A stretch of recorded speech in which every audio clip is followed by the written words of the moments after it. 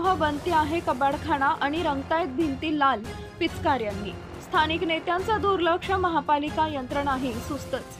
मिरजेतील बहुचर्चित मोठमोठ्या रंगकर्मींचे नाट्यकला सादर झालेले ऐतिहासिक ठेवा असणारे बालगंधर्व नाट्यगृहाची रंगमंदिराची अवस्था सध्या बिकट बनत चालली आहे। याकडे आता याच नाट्य मंदिरात मोठमोठी भाषणं ठोकणाऱ्या नेत्यांचे आणि महापालिका यंत्रणेचीही पूर्णपणे दुर्लक्ष होत आहे।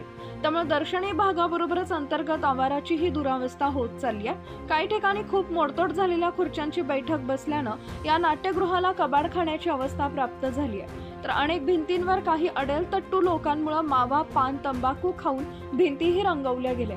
याकडे स्थानिक नेत्यांबरोबरच महापालिका यंत्रणेनेही वेळीच लक्ष देणं गरजेचं आहे, अन्यथा या रंगमंदिराची अवस्था अत्यंत बिकट होऊन जाईल। महापालिका प्रशासनाने याकडे वेळीच लक्ष देऊन मिरजेतील या बालगंधर्व नाट्यगृहाच्या सुव्यवस्था आणि डागडुजीकडे वेळीच लक्ष देणं गरजेचं आहे। त्यामुळे या नाट्यगृहात सादर होणाऱ्या प्रत्येक नाट्यकला, विविध कार्यक्रम, नेत्यांचे मेळावे यांचा आस्वाद मिरजकरांना चांगल्या रीतीने घेता येईल। या बालगंधर्व नाट्यगृहाचं पावित्र्य जपण्यासाठी सर्वांनीच प्रयत्न करणं गरजेचं आहे। स्वच्छता आणि इतर सुविधा देणं महापालिकेचं आद्य कर्तव्य आहे, परंतु याकडे दुर्लक्ष होत असल्याचे रसिक मायबापातून नाराजी व्यक्त केली जाते।